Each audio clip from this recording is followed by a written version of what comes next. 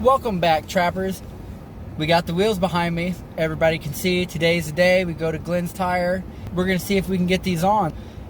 I could only fit 2 in the back seat, so I have to take them out and then come back and get the other 2, which is ridiculous, I know, but that's what I gotta do. They won't fit in here, especially with the subs in the back. There's no way I'm getting all these wheels in here. Even if I took my boxes out, I don't think I'm gonna get all them wheels in here.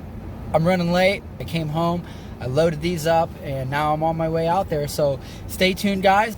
We'll see what happens. We're back. You can see behind me, there's no wheels, and it is definitely dark outside.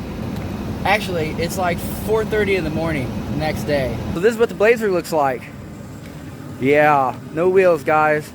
I went out yesterday to Glenn's and I pulled the tires out. I rolled them into the shop, and they were like, just looked at the wheels and said, no way. If I try it myself and they really won't go on, I get somebody to try them on and fit them on, and they really won't fit up underneath there, then maybe I'll sell them and get a set of 24s or something like that. Maybe something unique that's a little smaller. But I think we can make this happen, trappers. I really do. It's kind of sad that they wouldn't help me, but I really think some of it is liability.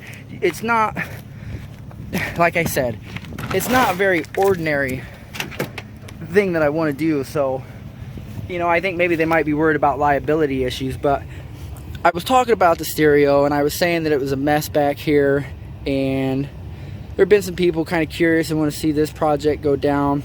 But this is what I got back here. I have these 212 dual subs. They're not the greatest. They do okay. I don't really care for the box. It's non-ported. I have these 2 back here. This is a Thunder that everybody here is booming. This is it here. That box and those subs. I'm going to get 2 more to match back here. You can see there's my battery. I think I may need to I'm gonna check it and see how it's holding its charge actually when it's disconnected from the truck. See if it rests low or high. It may need even be replaced. It's about a year old, so it's taking a beating. Back here you can see a little more of the underpinnings and stuff that most people don't normally see. There's 2 of the amps. There's both caps. There's no load on them, so they're not lit up. Generally they display the voltage, whatever the voltage is on both of them. They're both wired in. Behind there's another amp, and there's one underneath my seat up here, but we need to get this sorted out.